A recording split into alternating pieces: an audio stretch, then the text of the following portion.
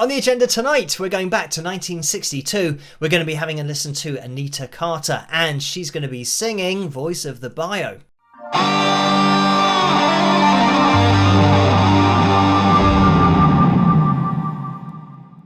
Hello, Phil here from Wings of Pegasus, and welcome to another analysis video. If you enjoyed this video, please give it a thumbs up and subscribe.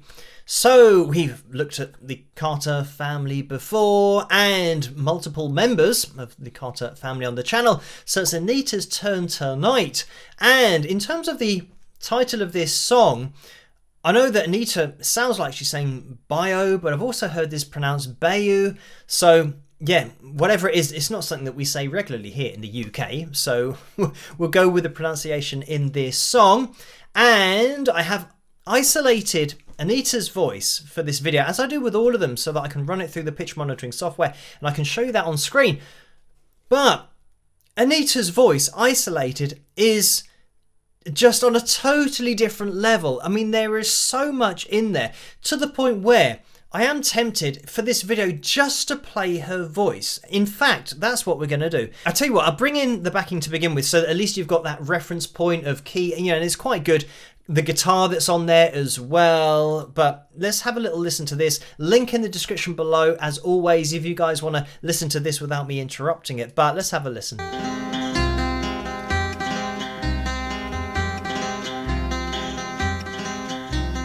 Down in the swamps, they're gathering tonight.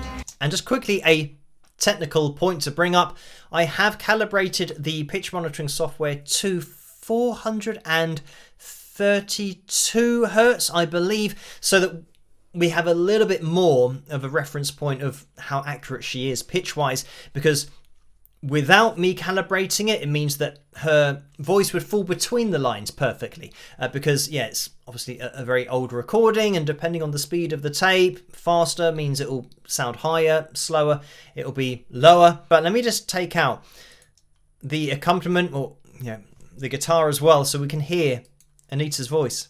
Down in the swamps, they're gathering tonight. Voodoo boats in the pale moonlight. Umapapalejava, umapapalejava, umapapalejava.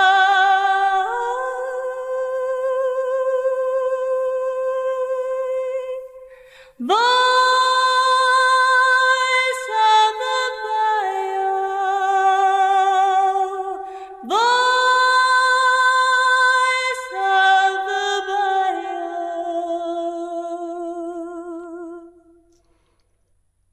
I'm just going to jump in here because, I mean, just the quality of her voice on a totally different level, the clarity of tone, and once you calibrate this, you can see how accurate she is.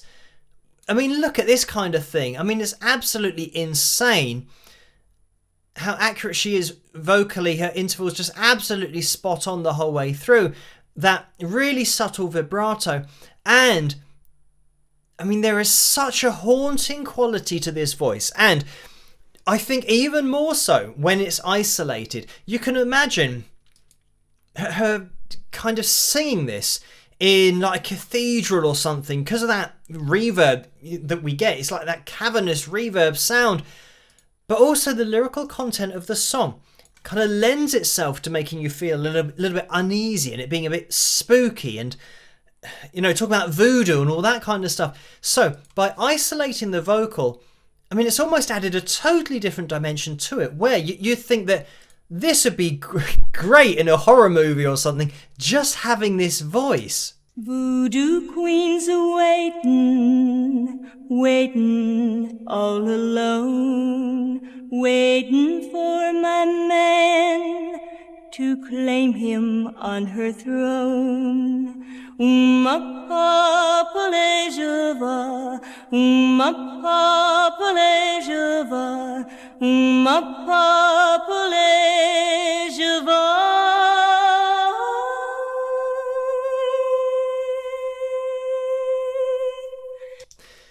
The other thing that gives it such a distinct quality of feeling a little bit uneasy, I think, is the vibrato, because it's really subtle, and you could almost say it's not as consistent as you would normally have.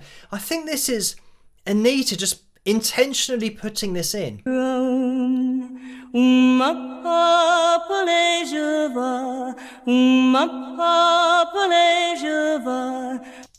Ba. It's almost like that. It's not a ba, overly singing. So by having this really subtle vibrato here, and you can see how inconsistent it is, that we have two more predominant waves at the end, but that first little wobble, it's almost like a nervous voice, or at least there's tension in there, which is just going to elicit that response from the listener of feeling tense yourself. That whole kind of spooky side to it.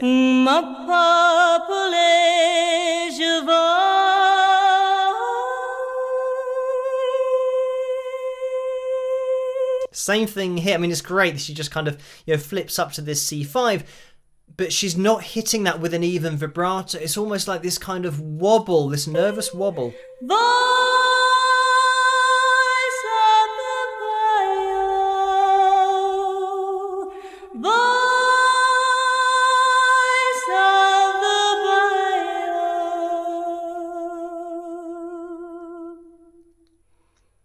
And I have to bring in as well the accompaniment, because the other thing that's going to give you this feeling, this uneasy feeling, is being in the minor key for so long, and then we get a little glimpse of light. And let me just bring this in at the end here.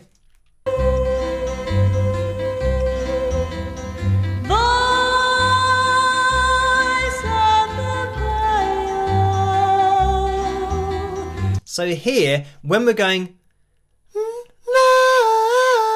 that's a C5, a bit high for me, but that is major. That is a happy note that we've got in there. So it kind of gives you a lift for a really short period of time.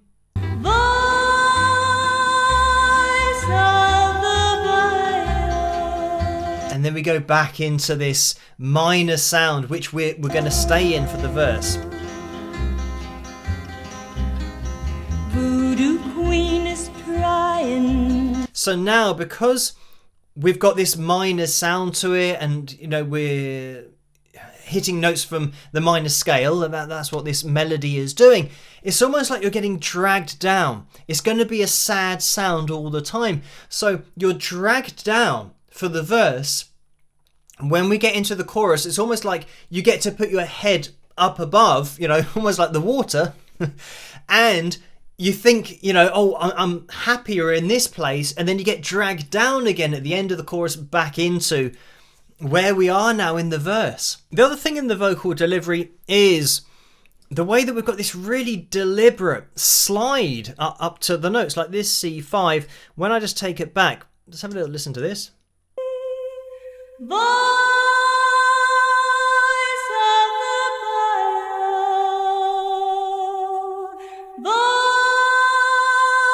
I mean, it is so deliberate to take that note and go, nah. It's almost like taking you on a journey. You know where the destination is, but it's just holding you back. And that's what Anita's doing here. She's holding you back from going to the place that you want to go to, because you know where that is. So again, it's just building a little bit of tension by not just going and kind of going straight in there and being really abrupt with it, but just and the longer that you spend off pitch, you can see that she's started her ascension actually almost a semitone below. So as soon as you have that and you start to raise it up a little bit, that's all just building tension, because it's going to sound awkward, like me hitting that, it sounds wrong, but Anita's doing it in such a way that she's just, taking her along for this uneasy ride until she then gets to her destination. And once she hits it,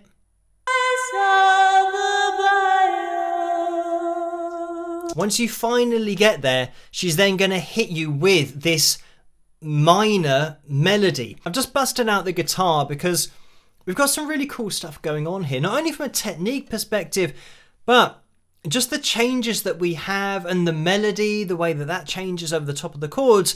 And by the way, capo first fret, if you want to play this. I mean, we've also got some cool technique with this right hand.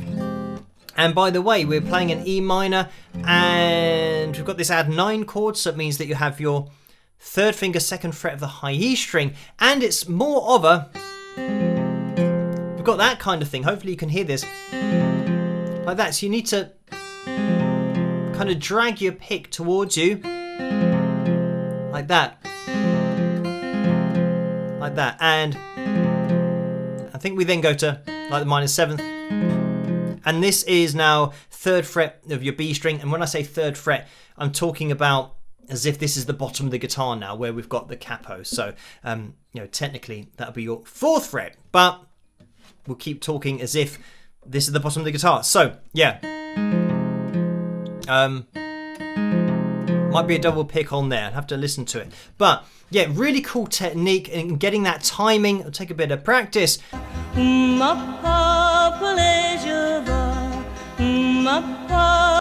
I think actually here, when we've got this the bass just plodding along, you know, it is so solid and so on the beat. You know, when I say that, I mean going 1, 2, 3, 4, 1, 2, 3, 4, 1, 2, 3. So on 1 and 3 all the time.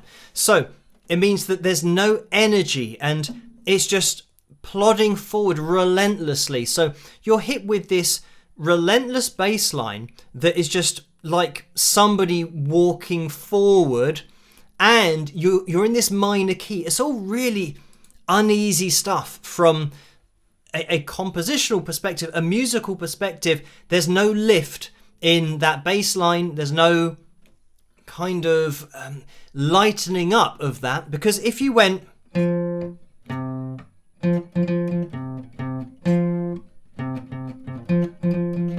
if you started to put in little bits on off beats and get it to bounce, there's a little bit of relief in there, but this is just solid walking forward. It's almost like, something from a horror movie where there's something that's coming to get you and it's just not stopping. It's just taking one step closer and closer and closer.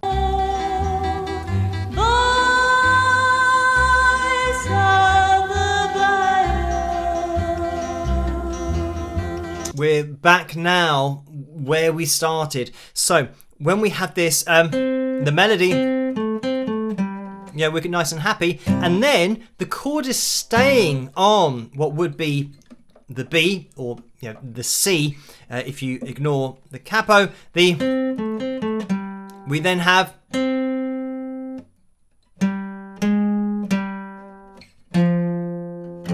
which is then taking us back down to our E minor. So those notes there, we're now playing notes from the minor scale of the chord we're about to go into. If we now go down into the minor scale of the chord we're about to go into, E minor, which would be coming from here, we're going,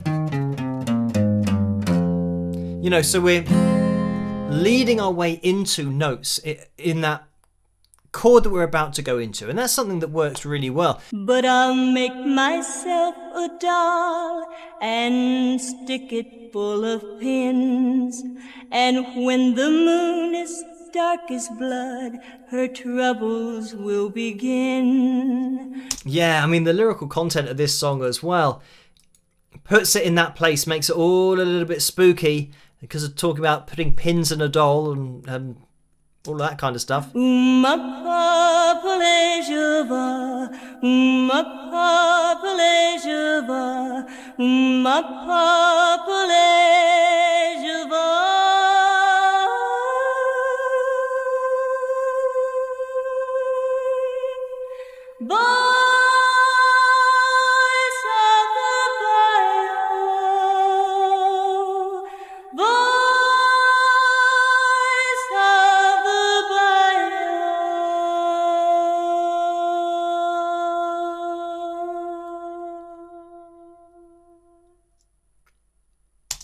And there we have it. I mean, what a vocal that is. And I don't know if this has been used in like a horror movie or something, but yeah, maybe it has. Maybe somebody's isolated the vocal and they've done it. With Anita Carter's voice, her voice is so good here that you don't even need to know what the guitar's playing or what the bass is doing or the chord changes, because her voice has so much in it. And of course her intervals are so accurate that you know that what she's singing is tuneful, it is correct, it is an accurate melody of whatever it may be, whatever the chords may be underneath. You don't really need it. It's all in the voice, that haunting quality, because you can listen to this the whole way through, and because of the intervals, you would know that it's... So she's giving you all of this just with the accuracy of her voice. But yeah, just so much in here from the vocal technique perspective as well, being really accurate, but just not having this vibrato. But anyway, thank you guys for requesting this particular song for me to take a look at. As always, keep those suggestions and requests coming in the comment section below. Let me know what you guys think, and if you did enjoy this video, please give it a thumbs up and subscribe, and I'll catch you guys at the next one. Rock!